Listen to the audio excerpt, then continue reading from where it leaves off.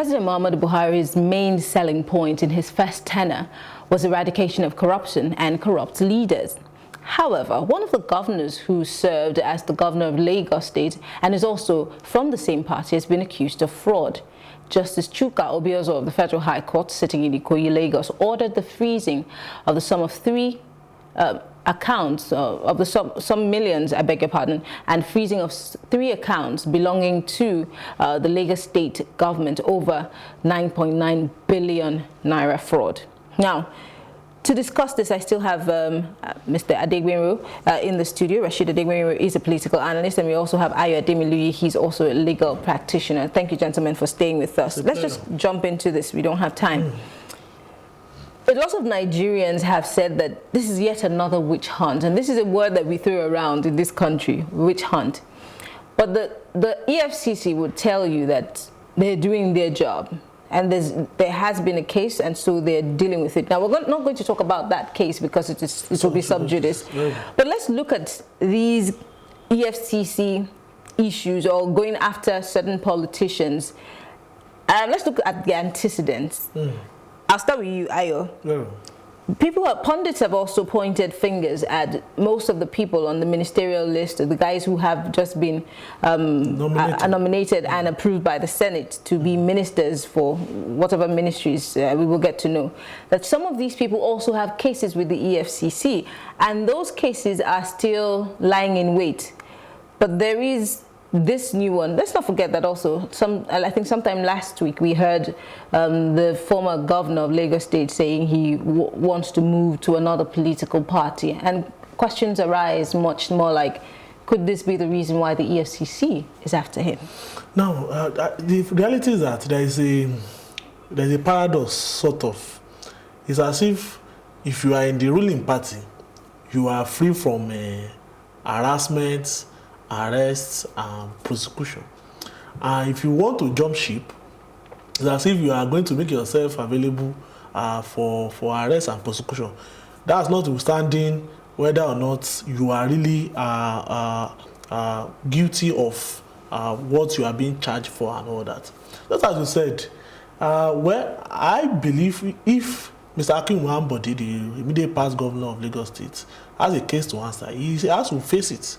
But at the same time, there are also elements on the ministerial list, including a person like the former governor of Akwa Ibom State, Goswe Akpabio, who we knew had the case around his neck. He was even majority leader of the Senate. Minority leader. Sorry, beg your pardon. The minority leader of the Senate. Before he jumped ship, and then he's now in the APC, and he's now a minister of the Republic of Nigeria. His former sins have been forgiven just like that. Allegedly. And because the EFCC would tell you that they're still gathering intelligence. And withdrawn. The same applies to Impre Siva. The same applies to Rotimi Amechi. So it is clear that we are just more or less in a game of deceit. But could it also be that the EFCC is still trying to get more information and evidence on this issue, being that a minister in 2017 at least 23 cases were struck out by the court that were brought in by the EFCC for lack of evidence, hard evidence? So it could also be that maybe these were just allegations. By virtue of the enactment with which EFCC is established, a minister is not under any immunity. And if a case is struck out, it does not mean you can't bring it again. You can still bring that case forward again. But what we are just saying, I'm saying it's a developing paradox, is that it is as if once you are in the ruling party, your sins are pardoned. And once you leave the ruling party, because there was information I think last week that this same Mr. Ambode is making plans to join the PDP, and now we have this situation. So if there's a real transparent fight against corruption, then we should be seeing anybody who has a case to answer facing their music. But it just go back to what I've told you, that we are in an uninterrupted expropriation of the majority of the people, of the masses. The fact is that there are just two nations in one, really. The fact is that the wing of the ruling class that is in power will continue to pamper his own brood, while at the same time sacrificing the other section in the name of anti-corruption. Those who are now out in the cold are those who don't want to play ball with the regime, and that's just the way it is. Mr. Degbenro, you again, I come back to you as civil society, because I want to see that I want to believe that civil society would be the voice of the people, would be the saner one, you know, to point out the wrongs in society. With the long list of names, I mean, it's as long as my arm, of people who have been arrested by the EFCC, paraded, or in the dead of the night, showed up in judges' homes and all of those things. Can we really say that corruption is being fought in this country? And what role should civil society be playing in all of these cases? Like he said, if a case is being struck out for some reason, and then all of a sudden it gets cold, can it be reheated? Can it be brought back? And where is civil society on this? Well, the civil society trying their best, but the best is really yet to come in terms of public expectation. I have no sympathy for whoever is taken to court by EFCC or being harassed. I believe for every action, there are consequences. So if you're in a party and you have stolen money, and you believe party B will offer you comfort and you shift there, and party A comes after you with knives and stones and cordials, you face the music. I think the larger society should exercise some level of restraint.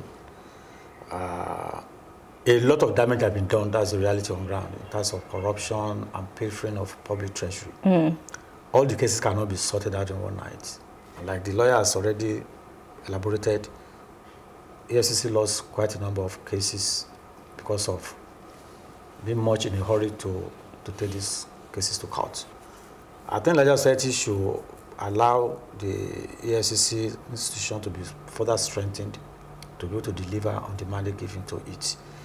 But there are also people who have said that the EFCC is a toothless bulldog. They only bark and don't bite. And they also somewhat, allegedly, are doing the job of the piper.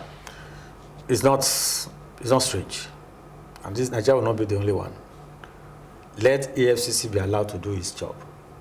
If they have 50 cases, they feel confident and comfortable to take to court, let something be established, concrete on the ground, that EFCC took 50 to court and they won the 50 or they won 45. So you're talking about the judiciary now, because most of the time we hear about these cases and then there's media trials, but we never see anyone prosecuted and, you know, somebody thrown in jail.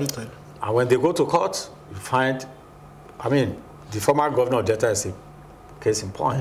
Almost 105 or 109 charges were taken to court, and all were struck out. It went to UK within a week. The trial was on. Convicted. But they were able to convict him. But does that not somewhat say something bad about our judicial system? Yes, of course. And that it's being compromised in a way? Yes, of course. Of course. The reality is that we have a judiciary in Nigeria that is more or less, for me, more or less is the question of how corruption breeds in this country. And what do I mean by that? First and foremost, we have seen the cases of judges facing trial for collecting bribes and all that. We know that it's more or less like a open truth that Nigeria's judiciary is arguably one of the most corrupt institutions in the world and all that. But be that as it may, there's also the burden on the EFCC. Now, when they bring cases before the courts, they must also do their homework. In reality, what used to happen is that the EFCC conduct more of media trials, parade people in front of cameras and all that. They don't really produce sufficient evidence and all that. And then these people that are accused of corruption get the big time essence who come to do the legal fireworks and get their persons off the hook. So there is also a problem. There's also the need for the EFCC to do their work properly, and instead of this media trial that we have seen and all of that. Those are the challenges for the coming period. But going forward, how do we reform our judiciary in a way that is accountable, that it is efficient and effective in the fight against corruption. And that goes back to the question of the financial autonomy of the judiciary, and the question of, even as we have argued on many occasions in this course, in this program, it's a court of sorts. The court of public opinion, the need for expansion of the facilities of the judiciary, all of that. All right, we'll definitely get to the brighter day. All right, we have to go. You want to chip in something? Don't write off the EFCC, and like I said earlier, let us allow EFCC to do its job. There might be some mistakes, but when they score, we get the opportunity to score very well. Okay. All right. So it will be a win for Nigeria if they, if it's a win for them. Thank you very much. Rashid Adegbemi is a political analyst. Ayo Ademiluyi, a legal practitioner. Thank you very much, gentlemen, for speaking with us. Thank you, Anne. Yeah. All right. We'll take a short break and bring you our plus packages. And when we return, I'll be giving you my take. Stay with us.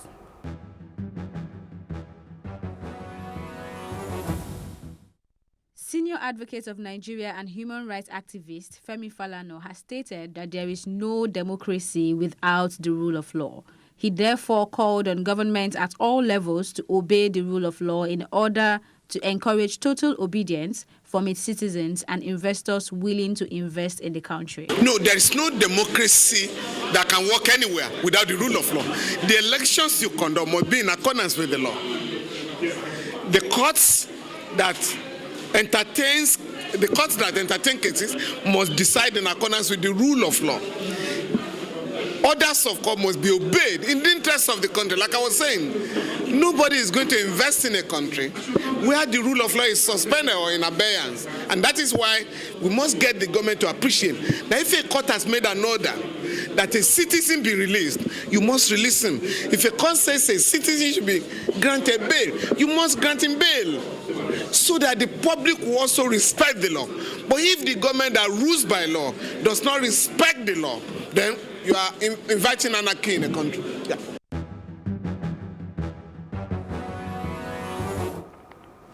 Well, it's time for my take. We have heard, if you've been around for quite a while, you must have heard that Nigeria is a failed state. We keep hearing it. Nigeria is a failed state. Is it really, or are we inching towards it?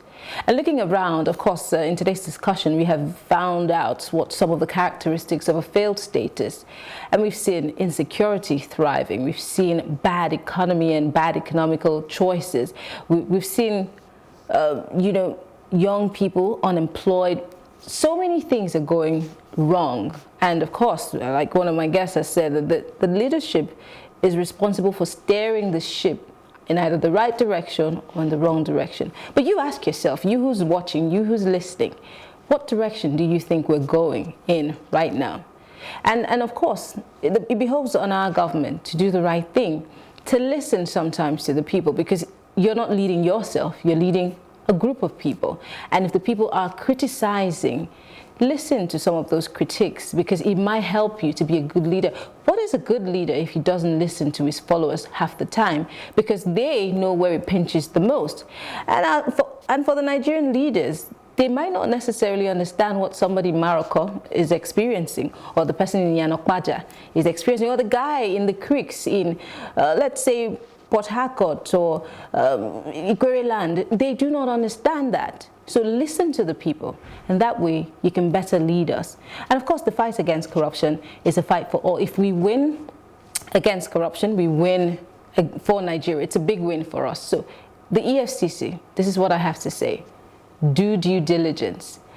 Stop doing the media trials. We don't need that. Do the due diligence that you need to. And the judiciary also needs to get its act together, because if you are not in order, everything will be a disaster. And we do not want to be a failed state. 2030 should be a year where we appreciate ourselves and look back and see where we're coming from, and then celebrate that, look, we made it out and we're not a failed state. So that job is not just on the government, it's on security operatives, the EFCC, and us, the people. Civil society in Nigeria also needs to get its acts right. I'm Maryann, and it's been Plus Politics.